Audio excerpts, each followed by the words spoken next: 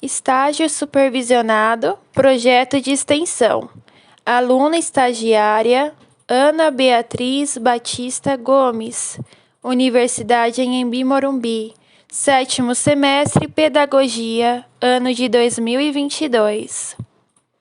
Olá, alunos, tudo bem com vocês? Espero que sim. Sou Ana Beatriz, professora estagiária.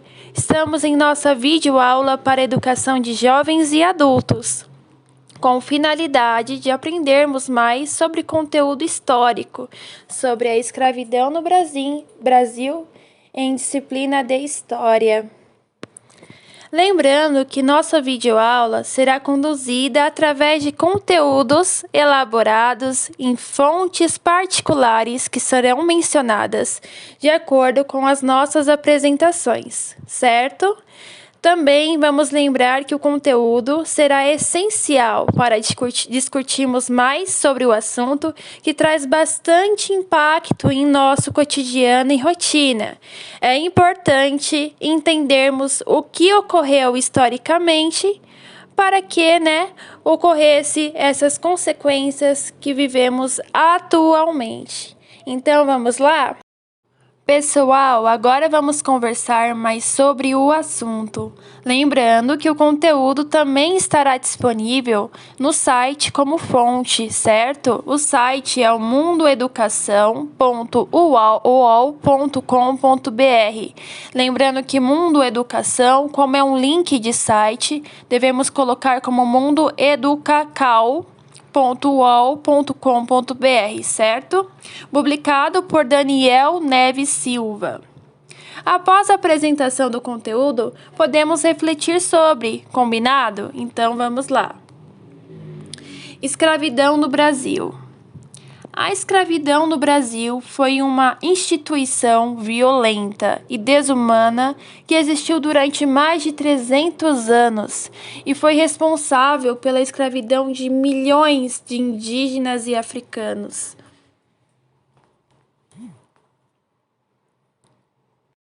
A escravidão, portanto, foi uma instituição que se estabeleceu no Brasil por volta da década de 1530, quando as primeiras medidas efetivas de colonização foram implantadas pelos portugueses.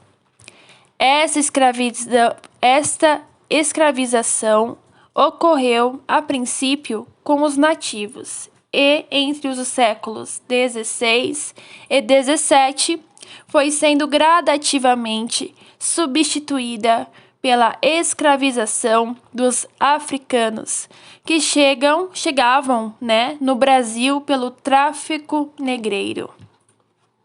A escravidão no Brasil atendia à demanda dos portugueses por trabalhadores braçais, tipo de trabalho que os portugueses desprezavam.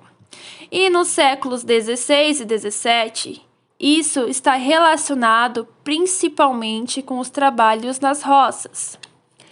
A princípio, a relação de trabalho utilizada pelos portugueses foi a do escambo com os indígenas, mas logo optaram por implantar a escravidão. A escravidão no Brasil foi tão cruel e a quantidade de africanos que foram trazidos durante 3 séculos foi tão grande que a imagem do trabalhador escravo em nosso país associou-se com a cor de pele do africano.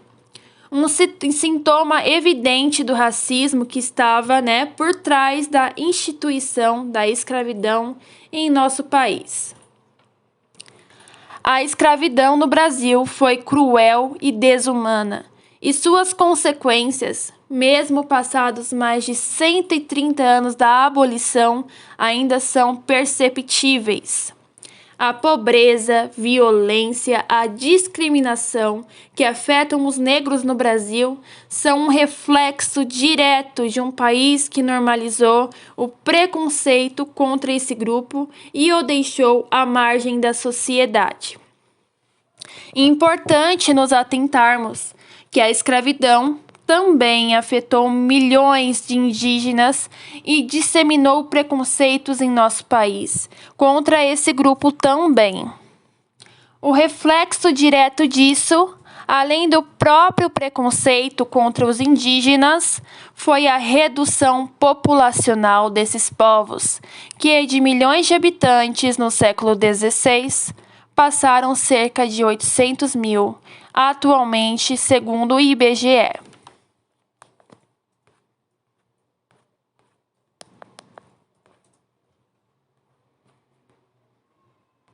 Vamos falar um pouco sobre a origem da escravidão, certo? A escravidão no Brasil foi implantada nas primeiras décadas da colonização e aconteceu na década de 1530, quando os portugueses implantaram o sistema das capitanias hereditárias e deram início ao processo de colonização da América Portuguesa. Até então, a relação de trabalho utilizada pelos portugueses baseavam-se no escambo com os indígenas na exploração do pau-brasil. A partir de 1534, os portugueses implantaram as capitanias hereditárias. Com isso, passaram a incentivar o cultivo de cana-de-açúcar e o desenvolvimento de engenhos para produzir o açúcar. Como essa era uma atividade muito complexa e que necessitava de uma mão de obra, os portugueses encontraram na escravidão a saída para a falta de trabalhadores, já que eles próprios não queriam realizar o trabalho pesado. Assim, o primeiro grupo a sofrer a escravização foram os indígenas. Então, os indígenas foram a principal mão de obra escrava dos portugueses até os meados do século XVII, quando então começaram a ser superados em números pelos escravos africanos. Escravizar um indígena em comparação com o africano era muito mais acessível para os colonos portugueses, mas uma série de questões tornavam essa prática mais problemática. Primeiro, havia a questão cultural. Uma vez que os índios não estavam familiarizados com a ideia de trabalho contínuo para a produção de excedente, o que fazia parte da cultura europeia. Além disso, os indígenas eram vistos pelos padres jesuítas como rebanho em potencial para serem convertidos ao catolicismo. Isso criava um impasse muito grande porque os colonos queriam escravizar os indígenas irrestritamente, enquanto que os jesuítas criavam barreiras para isso. Os conflitos entre colonos e jesuítas foram frequentes, e foi muito comum que os bandeirantes atacassem missões de jesuítas para que se possa ter a possibilidade de sequestrar os índios instalados lá e revendê-los como escravos.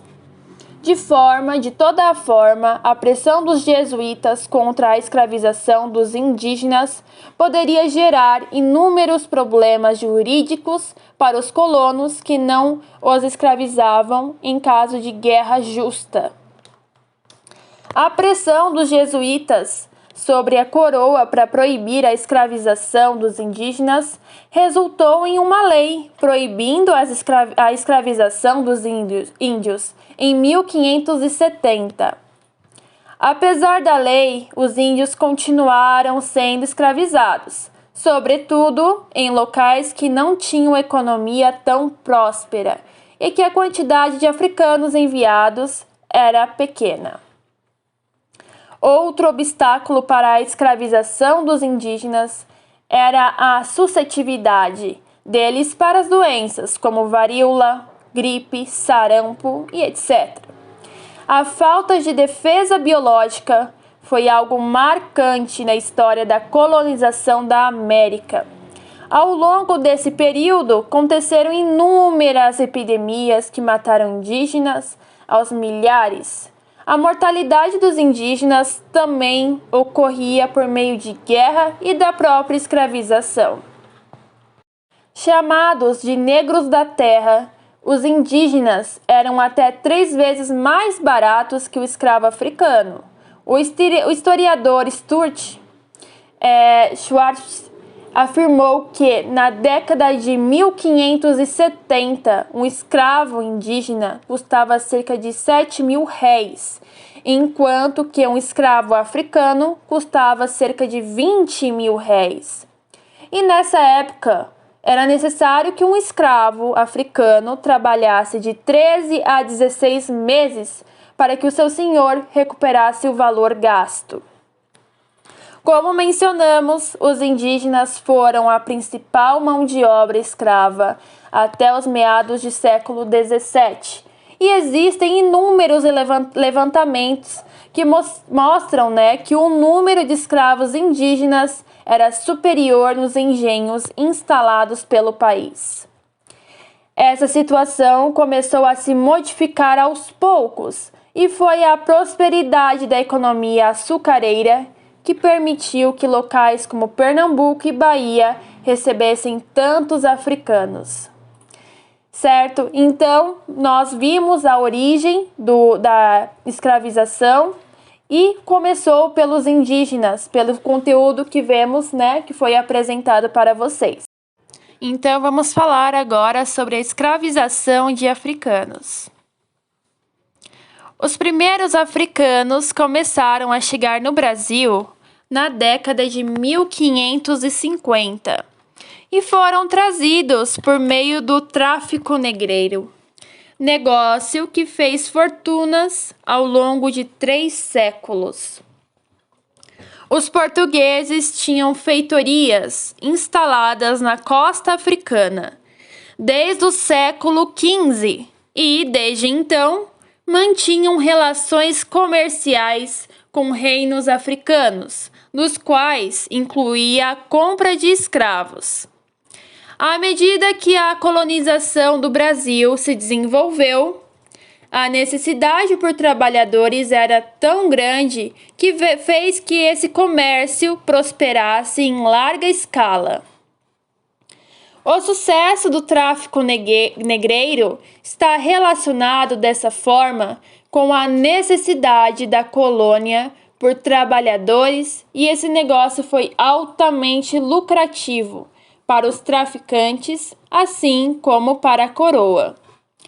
Ao longo dos 300 anos de existência do tráfico negreiro, cerca de 4,8 milhões de africanos foram trazidos para o Brasil, o que significa que nosso país foi o que mais recebeu africanos para serem escravizados ao longo de 3 séculos em todo o continente americano. O trabalho dos escravos africanos, a princípio, foi utilizado para atender às demandas da produção de açúcar nos engenhos. A vida de um escravo era dura e era marcada pela violência dos senhores e das autoridades coloniais. A jornada diária de trabalho poderia se estender por até 20 horas por dia, e o trabalho no engenho era mais pesado e perigoso que trabalhar nas plantações. Nas moendas, local onde a cana era moída para extrair o seu caldo, eram comuns acidentes que faziam com que os escravos perdessem mãos ou braços. Nas fornalhas e caldeiras, local de cozimento do caldo de cana, as queimaduras eram o acidente mais comum que atingia os escravos. Essa etapa do trabalho era tão dura que era reservada para os escravos mais rebeldes e fujões. Engenhos grandes chegavam a possuir 100 escravos ou mais, e por isso o senhor de escravos nem sempre tinha contato direto com todos os escravos. Os escravos dormiam no chão duro, na senzala, e lá eram monitorados para evitar que fugissem. A alimentação era pobre e insuficiente, e os escravos precisavam complementá-la com os alimentos obtidos de uma pequena lavoura que cultivavam aos domingos. Os escravos que trabalhavam na casa grande, residência do senhor de escravos, eram mais bem tratados, mais bem alimentados e mais bem vestidos em relação aos escravos que trabalhavam na lavoura ou no engenho. Existiam também escravos que trabalhavam nas cidades, em ofícios dos mais variados tipos. Muitos dos escravos eram acorrentados para evitar que fugissem e outros utilizavam máscaras de ferros, como a máscara de Flandres, utilizada para impedir os escravos de engolir diamantes nas regiões de mineradoras, ou para impedir que se embriagassem, ou mesmo para impedir que cometessem suicídio por meio de ingestão de terra. A violência praticada sistematicamente contra os escravos tinha o objetivo de incutir-lhes o temor de seus senhores e impedir que fugas e revoltas acontecessem.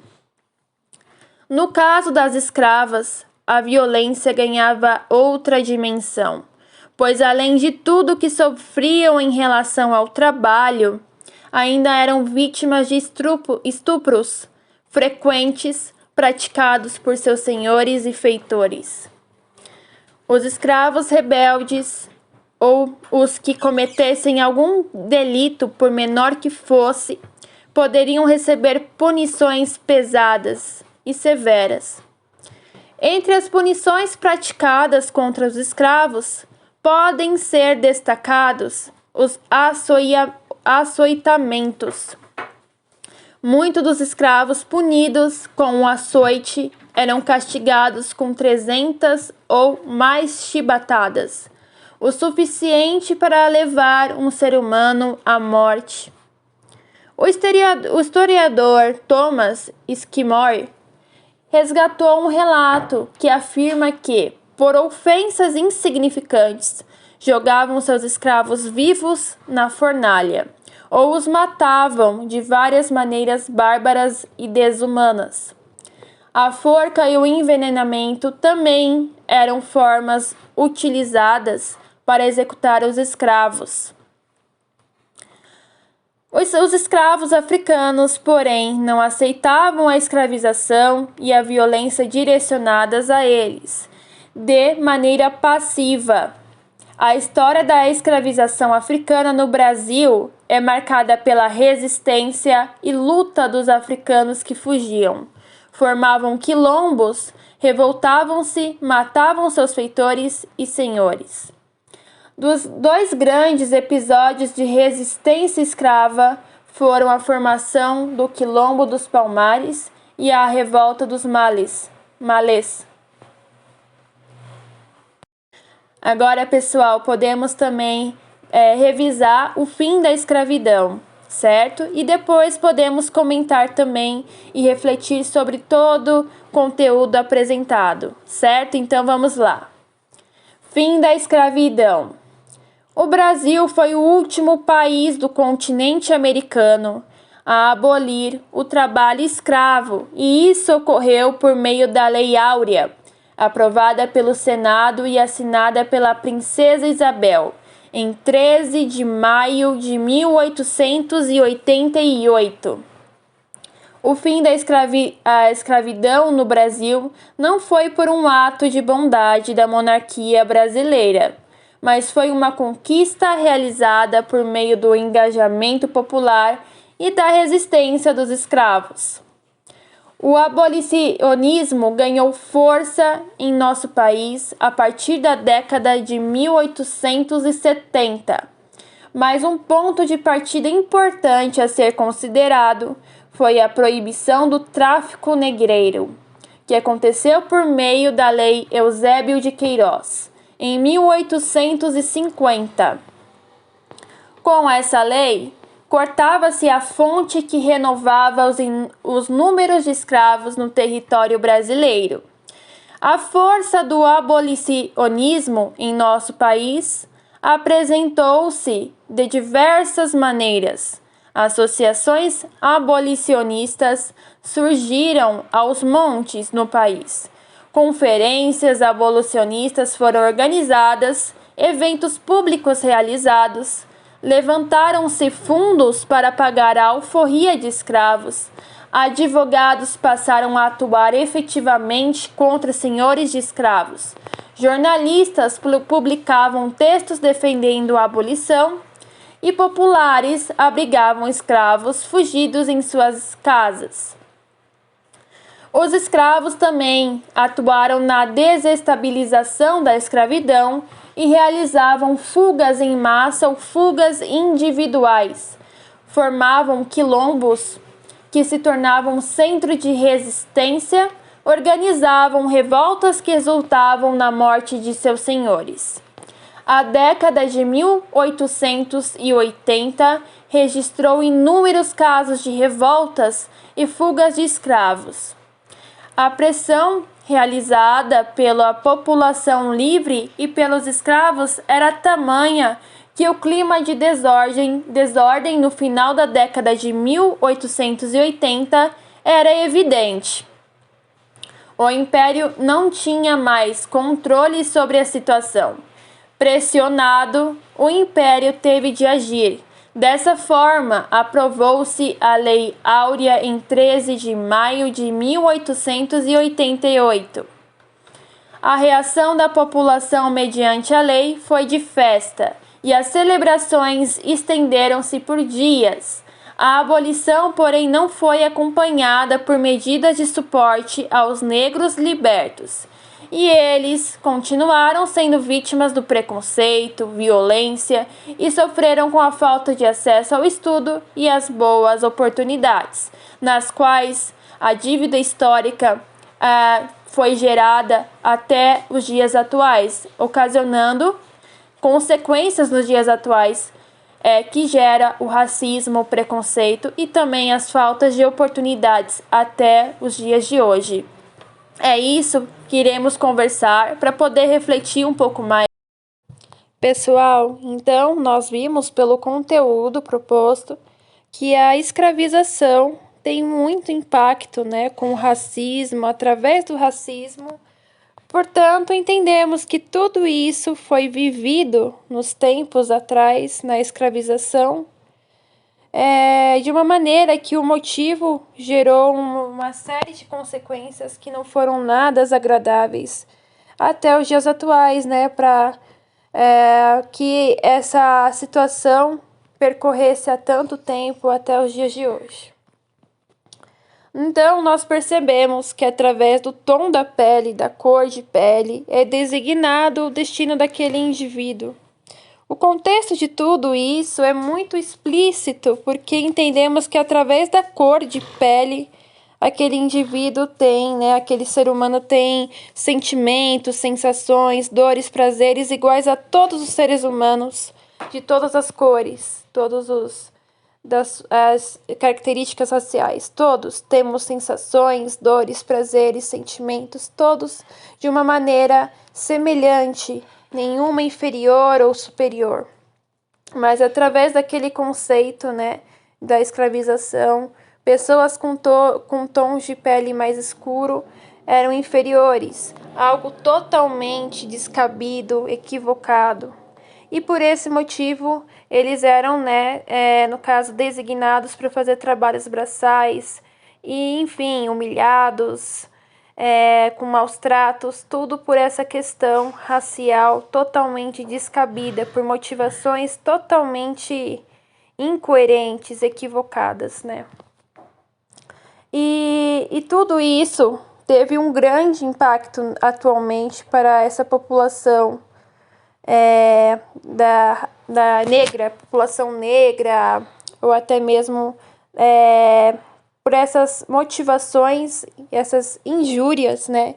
Ocorreu todo esse contexto de desigualdade, de preconceito, de falta de oportunidade, por uma simples característica que define o ser humano, né? No qual não deveria ser assim, porque a característica não define o ser humano, mas naquele pensamento da escravização traz essa dívida histórica na qual dificilmente irá ser paga de uma forma tão ágil, né, de curto tempo. Através dessa possibilidade da reparação da dívida histórica entre as questões raciais, envolve muito a possibilidade, né, através do ato da conscientização.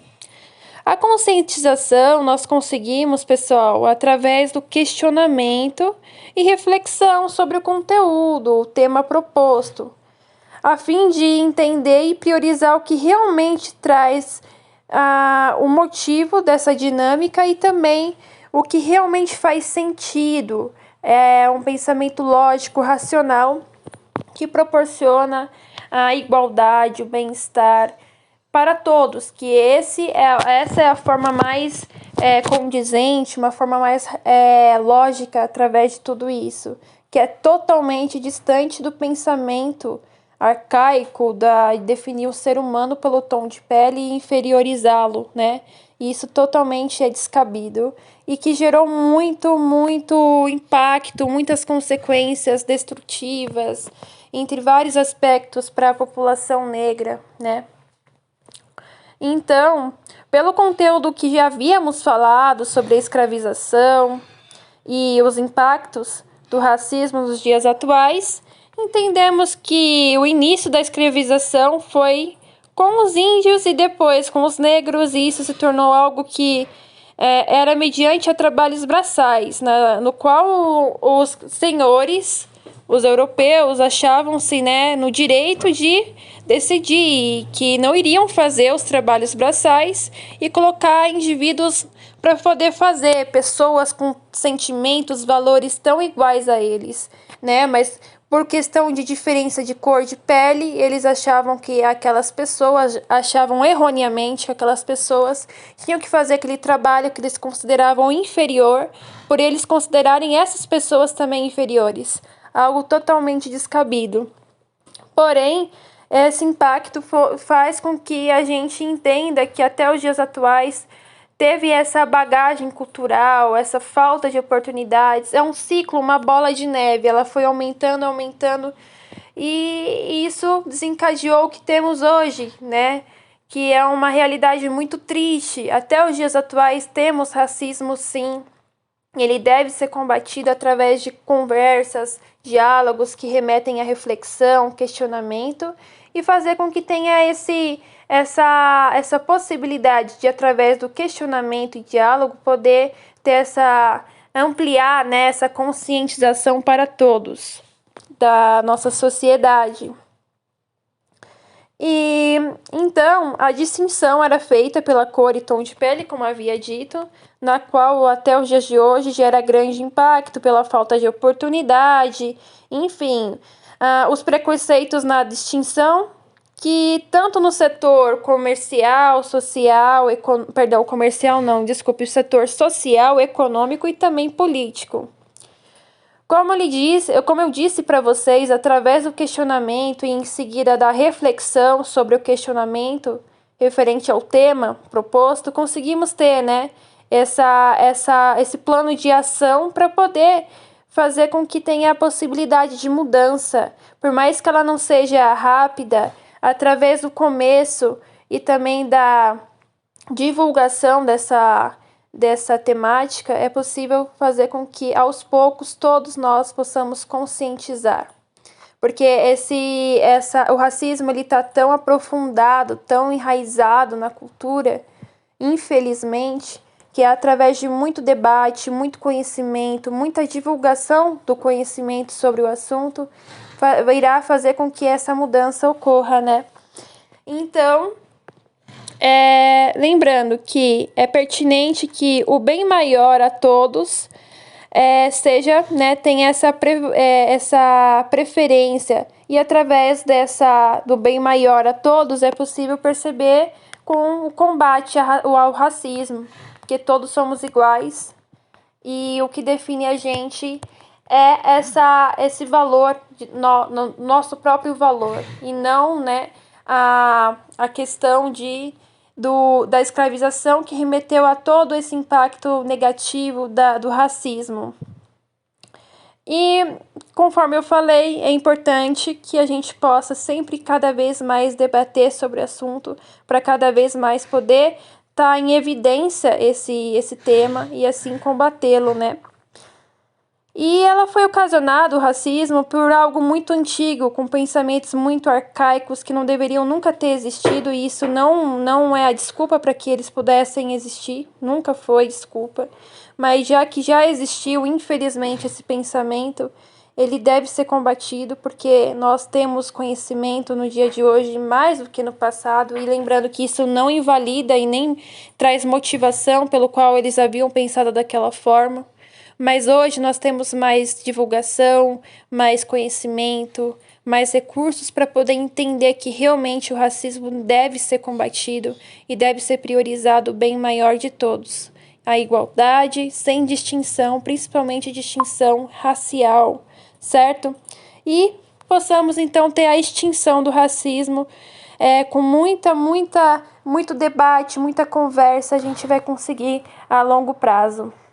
Certo, pessoal? Então esse foi um vídeo aula. Lembrando que esse conteúdo final foi desenvolvido de forma autônoma por mim, professora estagiária Ana Beatriz Batista Gomes. Estou no 7º semestre da Universidade Anhembi Morumbi, pelo módulo EAD à distância. Estou cumprindo estágio supervisionado por projeto de extensão, certo? Ano de 2022. No início do vídeo aula, nós falamos sobre um conteúdo que foi de uma fonte, né, que foi dada a referência, a data de publicação, o site, também a pessoa que publicou. A metade do vídeo também foi feito sobre uma fonte que já está, no caso, explicitada. E agora o conteúdo final, a terceira etapa do vídeo, foi desenvolvida de forma autônoma por mim e é um questionamento verdadeiro, é um questionamento que fez com que todo o conteúdo anterior que nós trouxemos, apresentamos, fez com que a gente pudesse ter esse entendimento maior. E eu convido a vocês também a refletirem sobre, porque é muito importante. Espero que essa videoaula possa agregar bastante para vocês.